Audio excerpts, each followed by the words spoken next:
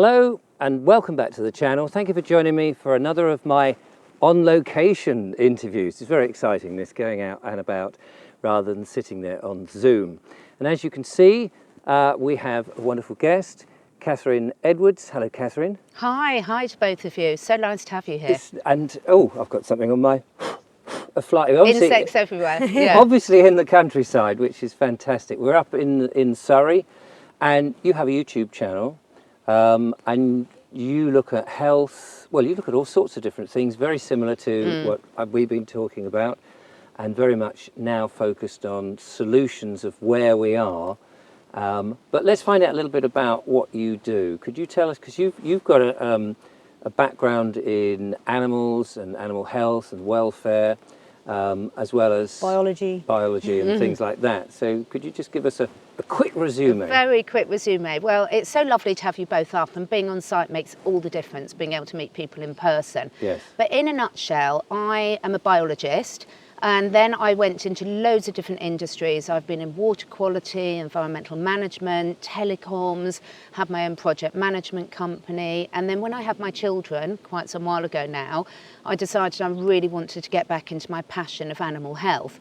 So then whilst I was working, I studied in a lot of holistic therapies, animal iridology, herbal medicine, light therapy, anything that could really work with humans and animals, nutrition, to really bring back the balance, because the signs were there a long while ago of the deterioration in health, because often our animals are the early warning signs for humans. So really, for the last sort of 20 plus years, I've been very much in holistic health, holistic wellness. I know it's overused, but I just have a whole range of therapies that I bring in. And then back in 2020, when everything started really obviously going pear-shaped, I started a YouTube channel, a bit like you guys, just in terms of expanding consciousness through curiosity is my passion, in terms of asking the questions and actually being able to have those difficult conversations that so many people are wanting to shut out. Because if something's going wrong, how are we going to, if you don't know what solutions to look for, if you don't understand what the problems are in the first place. So that's it in a nutshell. It's interesting. We had, obviously, before we set up all the cameras and what have you, and thank you very much for the delicious lunch as well. It was very lovely. It was delicious. You were talking about, when you were saying with animals, and just as you've just now alluded, that you could see the signs that things are going bad. And you mentioned the fact that when you said it, it was blindingly obvious to me, you don't use placebos with animals. Yeah, I think this is the beauty, because as humans, we're very in our head at the moment, most of us. And I think those of us who are on this journey of sort of questioning things now are realising we need a balance between the heart and the head, get back to that good old intuition. You need both, but they should be more in balance. But the beauty of surrounding yourself with animals is, one, they are far more connected to nature. Yes, us humans can remove them from that, but in general, their instincts are much more intact. But also, you don't get a placebo effect with animals. The influence of the human can introduce some of that, but not in the same way. So when you're working with holistic therapies, supplements, nutrition, whatever it is, it's much easier to get really quick feedback with animals, because actually something either works or it doesn't. Yes. And this is beautiful, because then it cuts out this sort of overthinking, because we all know now with modern science, and I am a scientist, but you can make the results fit whatever you want. You know, most people are becoming aware of that not all studies, even double-blind placebos, are what they seem. So at the end of the day, for me, my approach is, yes, combining the science with what I call the ancient wisdom, the natural therapies that have been around for centuries, but also using good old common sense to say, right, let's learn to tune into our bodies, allow animals to tune into theirs, and see what's actually working and what isn't. Yeah. So, and that's the other thing, I think, is, as you mentioned there, that we very often take ourselves, we think of ourselves, don't we, as humans, that it seems, we don't need nature. We're not above it. Yeah. You know, that we are something else completely, that and we're a part of it, aren't we? Absolutely. And I worry about the next generation who also very much are seeing that we're not part of nature. You know, they're behind screens, they're in this very technocracy world in which chips and feedback loops within digital world is very much the thing. And yet, if you have animals, and Julia is very in tune with animals, and clearly you are, because we've seen your horses and your guinea pigs and your cats and all of this, that must ground you a lot more.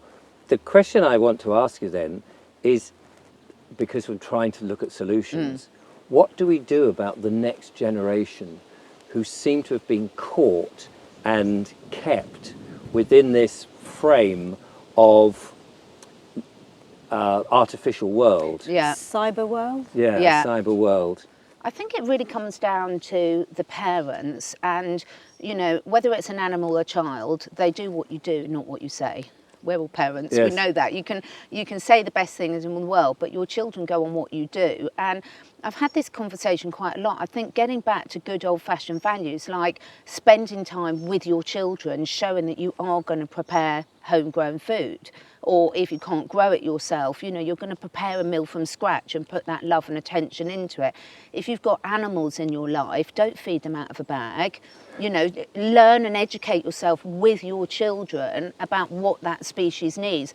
Not only what you feed them, but how do you exercise them, what company, socialisation. And I think there is a huge resurgence in people understanding how important getting out and about, being in touch with nature, grounding, exercising, and they're not going to do it if you don't do it yourself. So it's all very well us saying the younger generations have got to do this, but we have to lead by example. And I've created a life, and it's taken me a long while to get to this stage, where, you know, 5 o'clock in the morning, 11 o'clock at night, I'm out in nature surrounded by animals, and quite frankly, I'd have gone mad, I think, if I didn't have that. So It's a if wonderful thing. It's something I'm desperate to create for myself. You know, I do the best with what I can, you know. It's lovely that people want to, and what I would say is reach out to others. If you're not in a position to have animals yourself, reach out to those of us that you have. Have you got a bit of time that you could come and volunteer and do a barrow load of poo picking, which trust me is doing every day, or clean out the guinea pigs, or go and volunteer at a rescue centre? Because when that connection with children and animals is priceless. You know, they have a natural connection, and as they get older, they go away from it. But it doesn't matter what age we are, we can get that back. And actually, there's so many studies now that have shown the frequency of a cat's purr. Oh, yes, Just petting a dog, what it does to your blood pressure and your heart rate. And there's loads of people that might down their street have an elderly person that would like some help exercising their dog. And if you're responsible and know how to do it properly, you could do. So I would say, like you both, I'm so focused on solutions now, which isn't what everyone always wants to hear, which we'll come on to. But reach out and ask, because when you ask to help and somewhere volunteer, then you'll start to get the benefits back and things will start shifting for you. One of the, what would you say, rumours, I suppose, of things coming down the line is that you hear, oh, there we are, the cats are having a little squawk down there. Could hear that building up. Yeah. Is that they want to chip all the animals so they know where they all are. Yeah. And then you feel, the reason you want to do that is because some invented problem might happen where you take the animals away. Yeah. Which in and of itself is a cruel thing, but I think the reason for that thing is psychological, because as you've just said, if you've got a cat and it's purring, it's giving you The frequencies the got a frequency's a good healing. thing. Yeah. But if you take people's pets, it's about keeping them down and isolating people. Yeah. That they I don't am even, going to have to, sorry, gonna go and and have a- set this cat out, if I could just. Julius. That's the thing. When you've got animals, we've got Coco chasing poor Mitzi, and this is real life. You know, it is. It's Pumpkin chasing Mitzi, and this is the problem that you sort of get is we do have to interrupt everything. Animals take priority. But you're so right. The chipping's a really tricky one, because with cats, Julia's rushed off to the rescue. Yes. Just call me if you need anything, Julia. I think she's escaped. We've got some of our cats get on well, and some of them do pick on some of the others a little bit, particularly when they're getting more attention. But the animals, I think you're right. It's looking into the why. So personally, the microchipping is a tricky one, because with cats, quite often cats won't keep collars on. Thank you, Julia. Pleasure. You're a You star. know, yeah. And cats sometimes won't keep collars on. They can be quite dangerous because they can get stuck on things and they can really do a lot of damage with Right. themselves. So, and actually a lot of pets, a lot of cats do get separated. They get in delivery vans. Cats are notorious for getting to places, that's why they have 9 lives, that they shouldn't do. So there is a genuine safety reason for the microchippings. Yes. And I think it's like everything in life. It's a balance of risk versus reward and Yes. looking at it. But the trying to introduce these ridiculous, that you're catching this disease from soil, from animals and everything, is just completely ludicrous. And I people think have got to there's- start using common sense. I think that... Actually, it's just No, go on. I heard recently that there's been a study that says that cat owners contract something off the cats Yeah. that makes them reckless. Yeah, it's just ridiculous. And a lot of it must be scaremongering. I mean, my reason for bringing this up was I think it was in the Hancock Twitter files or the WhatsApp files Right. that came out, that there was a comment from somebody saying, well, at least we didn't take your pets away Yeah. during the last, the medical misinformation business. And you can sort of see with things like some of the scary tactics that are coming down that's just another way to get people worried. And I take your point. Like with mobile phones, they're very useful things. Yeah. But at the same time, they can be manipulated to listen to you and Completely. take your biometrics. Track I you. do think, I think a lot of people, it's bad enough coming for your children, but if people start coming for our pets, then God help everyone, because you will see a totally And isn't that different... strange? Yeah. Yeah, and I think, and I jest, because obviously a lot of people do, we will do it for our children as well, to a point, but there's a reason why they say that you can judge a nation's consciousness by how they treat their animals. Right. And quite frankly, I'll probably upset a lot of people here now, but I don't mind, is when you look at the daily decisions that a lot of people are making, we complain about these restrictions, these atrocities that are put on us as a human race, and yet we don't even question what we're doing to other species. Yes. And I think therein lies this programming has been going on for a long while of accepting abuse and control of all levels. And actually, one of my greatest joys over the last 3 years, I mean, the people that are working with me now, they're a completely different level of client, because they've started to look at everything in a different way. So many people watching our channels and who are having these conversations, they're very well aware that they don't want someone to inflict something on them, but they've been doing it to their animals annually without questioning. Yes. Now they're questioning that. About time, because the damage this has caused is horrendous. So that sort of leads me on to the fact that, on the one hand, you feel like there is an awareness now. Yeah. The pandemic brought some people, a considerable more number than before, to question what was going on. Yeah. And of course, there are plenty of people, the majority still are going along with the mainstream media message, exactly. And we had this conversation beforehand about running a YouTube channel or any kind of channel where you're talking about the problem and you're giving the frightening aspects of it. People are very interested. Yeah. For a number of different reasons. Why I suppose people like scary movies. Yeah. It's drama, isn't it? I suppose Yeah. we're attracted to drama. They It's love soap entertainment. operas, don't they? Let's Yeah. says it all, or reality TV. Yeah. I started to change it back a couple of months ago, where I wanted to say, okay, they're the problems. We know about 15-minute cities, digital ID, CBDCs, and scary medical problems. What do we do going into the future? How can we help all of us? And I think talking to other people who've done that, viewing figures drop off. And there seems to be an apathy. Is that true? Do you get the same? I've been through that journey for the last 3 years. When I'm talking to people who are predicting the future and telling people that they don't have to do anything else, someone's going to come and save them. Oh, absolutely fantastic. But once for the last sort of year and a half since I've been really solution focused, it's been, the polite way I'd like to say it, it's been an interesting study in human psychology, because people watching YouTube channels, generally speaking, are the ones that don't watch the mainstream media. And yet what I'm seeing is the same behaviour patterns following through onto that, and not enough people getting up and doing something about it. Because when you're giving the message of solutions, the natural way that most people react is come up with all the reasons why they can't do those solutions. And some of those are very genuine. You know, we're all at different stages of our lives. We've all got different situations going on. That's completely fine. But at some stage, you have to decide to change something. It's the age-old situation, you know, it's the definition of insanity. If you keep doing the same thing over and over again and expect to get different results.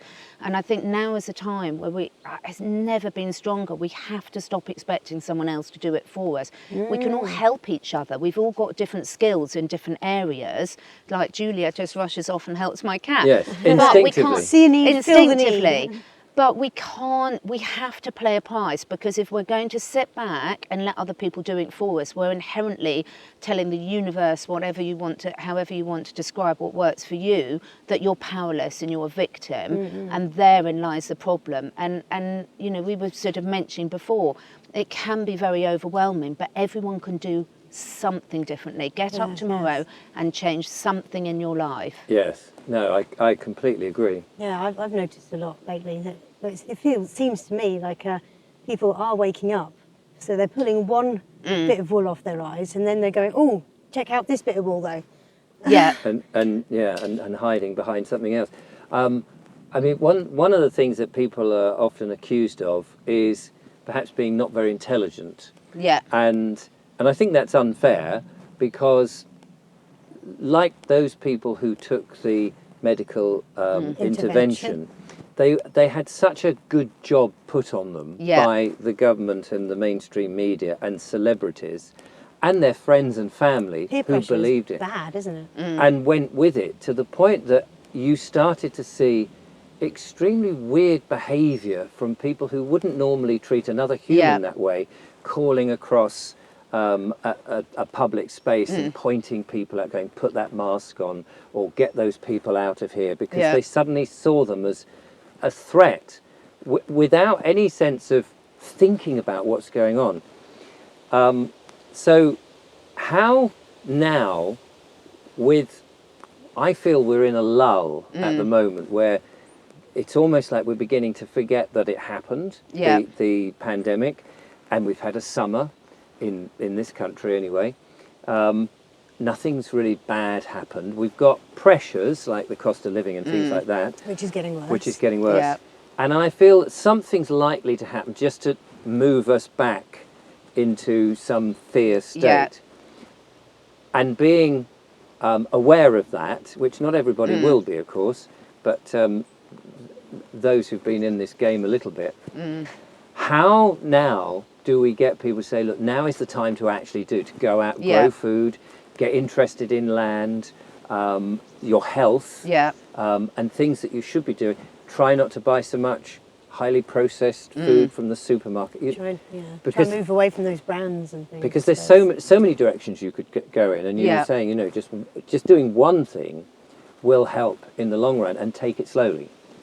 It's all those little bits. All those little bits that everyone can do individually. Bits. That all adds up, doesn't it? To me, that's what good friends, and we talk a lot about community, but a community relies on every single person having a role in that community. It doesn't matter whether it's a herd of horses, or look at Charlie looking at us down there, or a community of humans. But the whole point about how a community stands or falls, basically, is whether everyone does something appropriate to their stage and where they are now.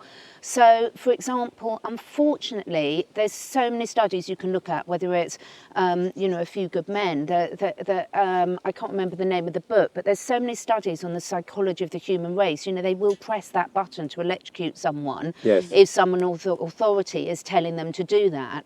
But the whole point is that's an excuse now. We can talk about it's not our fault because we've done this, but once you've even started to ask that question, if you're honest with yourself, you know enough to know you should be questioning it. So what I would encourage is everyone to have a really honest look at themselves and say, I can point the finger at everyone else and say, I'd never behave like this. You know, you might not be the type of person that's ostracised whether you have had this or not. Both are as bad as each other. But you know what type of person and how much you're contributing by your actions. You know, I'm a firm believer that your actions speak louder than words. So what have you done today to contribute to the world that you want to live in? Is it boycotting supermarkets? Is it, if you've got a plot of land, letting other people come in and grow some stuff? Is it going and helping your neighbour? Is it refusing to buy, go into, whether it's a cafe or a shop that's not accepting cash?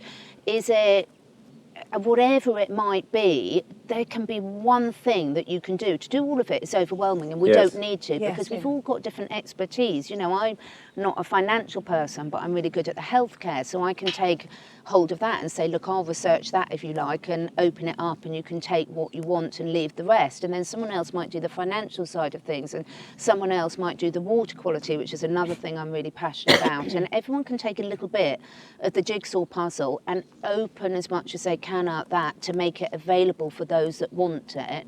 But something is coming. I mean, you can see it a mile away. You start to and feel it, don't you, you as can well? really feel it. And if anyone's not doing something, I know I will just touch on, because we were talking about it off camera, The Sound of Freedom. The difference is, what do you do differently after you've watched that film or watched an interview or something? Even if you can't do something to help that actual cause with the children, what you can do is say, enough's enough. I'm not going to be led by these people. I'm going to go and ask a question of my local politician. I'm going to see if they're planning a 15-minute sitting on me. If not, I'm going to go along and help the people in Oxford. You know, Yeah. there's something everyone can do, regardless of what your stage of life is. And I think the main thing is we have to, if as humans we're not willing to accept when we've been fooled, and every single one of us has been and will be, then we're not going to move forward. A little bit of, you know, what's the word I'm looking for? A little bit of taking your ego back down and saying, we're all human, we all make mistakes, we all believe things that weren't true, and then, but the difference is, if you know better, do you do better? Yeah. One of the things that I think that we have seen in the past is there's been a lot of virtue signalling, Yeah. people changing their avatars or flying different countries' flags to say I support that. Doesn't really do very much. And one of the things I often get in the comments, and I'm sure it must be the same with you, is they'll say, well, it's all very well talking about it, you need to do something. And a worry I have is that people join these Telegram groups Yeah. and these WhatsApp groups, and they're all buzzing with excitement, going, oh, have you seen this and have you seen that? And Richard's talking about this today. But it's not actually generating anything other than keeping people in little silos. Yeah. And I know it's hard because it's quite enjoyable to talk about these things, but actually one has to get out into the real world and say, okay, I'm not going to buy my washing powder from this particular supermarket because they've got cameras everywhere and they're doing Yeah. this. And the washing powder is made by a big corporation, and I don't know what the chemicals are doing, and investigate for themselves what alternatives are. And just something as simple as that is that little stone in the pond, and the ripples start to come out, because you can tell your friends, oh, actually, I'm trying this, or I'm doing this, and then perhaps they try it, and it begins to grow because people are actually doing something. You're so right. And this is where the difference is. You know, it's just, if you're spending all your time on YouTube channels, Telegram channels, etc., absolutely spend enough time to open your mind up to like, ooh, is there another way of looking at this? And once you've got to that, one of my friends explained it beautifully to me. Most of us have got two legs for a reason. And if you imagine sort of knowledge is stepping forward with your left leg, and action, changing a behaviour or changing a belief, is stepping forward with your right. If you don't do knowledge, action, you're just going to go around in circles or Yes. go nowhere or You'd go fall hopping over. mad, wouldn't you? You would go hopping mad.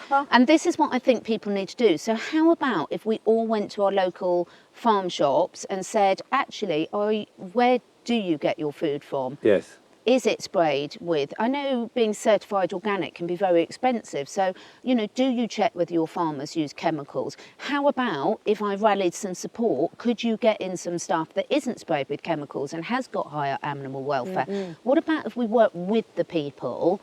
You know, if your children are at school, instead of looking at how horrendous all the new sex education is, which absolutely blows my mind. Yes. How about you arranged a meeting with your teacher and said, right, I'm going to help. How can I help stop this happening? Because we can't just keep blaming the schools, keep blaming the supermarkets, keep blaming. If we stop spending our money there, stop supporting it, it will change. And you've interviewed a lot of people, I've connected with a lot of people who are setting up farm distribution things out of their garages. Well, how about you connect in one of those and offer to go and help? And if you haven't got time to help, perhaps you might have some IT skills. You could do a bit on their website, or you could just tell your friends about it or something. So I just think if we all put as much effort into explaining why we can't do something, into doing something, we could change the world tomorrow. We are all a drop in the ocean as long as we do our little bit for the drop. And it only needs to be a little bit, Julia. Yes, I agree with you. exactly. That drop, if you're doing one thing differently each and every day, you are going to make a huge difference. We don't all need to be great leaders that can make big steps. And we don't all need to be doing the same things No. either. I mean, the varying things that we're all doing, as long as it's on the same ilk, you know. So heading in the much same effort direction. goes into criticising, doesn't it? Yes. When actually, imagine if our brains use more energy than any organ in the body. So imagine if we put that energy that we would use to criticising or moaning into something positive, even if it's just learning a new recipe today. And then when you learn a new recipe, share it with your friends or the mums at school, or, you know, something like that. I've just really got into sprouting. I forgot to give you them with your lunch. Right. Lovely homegrown sprouts. It's so easy. It costs nothing. So if you can't afford to buy organic, everyone can afford to sprout your own seeds, and they're so nutritious, and children love doing it. So I just think, switch it over. Doesn't mean you can't sit there and have a good old moan with your friends. Once you've got it off your chest, then jump into action. Well, listen, we're going to have to call this short because unfortunately we didn't start filming until we realised actually we've only got an hour to get back for Julia's children. Yeah. So clearly we'll have to come again. Yeah, well, I'll come and down to you if you want. See your animals in more detail and talk more about this. The key, I think, is for people to not keep in the fear mode and just keep interested in all of that. But actually, we do have to embrace those solutions. And as you've just alluded there, it doesn't have to be a bit of everything. It can just be one thing. Yeah. And if you just make that one difference, and we're all trying to do it, then collectively we'll be making a huge difference to push back against the tyranny that may or may not be coming down the pipe. Catherine, thank you so much for talking to us. Thank you so much We'll for put coming. the links into your, because you've got some amazing interviews with different people, and you're rebuilding the channel. We didn't get into, you know, the fact that you've been taken off, and we're all in that sort of precarious position. We'll put the links in, so hopefully people will watch it, and hopefully we'll be out and about with our on-location interviews more frequently, because it's just, as you said, so nice to see people in the flesh and get a real gauge for who you actually are. Yeah. It is. It's just, it makes all the difference. And I'd encourage other people to do that. It doesn't matter who it is. Perhaps just open your heart up to someone and show a genuine, compassion for getting to know that person. Is just, we've got to change, and we are. I think we are. So until next time, thank you so much for tuning in from Catherine, Julia and myself here in Surrey on a day that I thought might rain, but it hasn't. Thanks for watching. See you next time. Goodbye.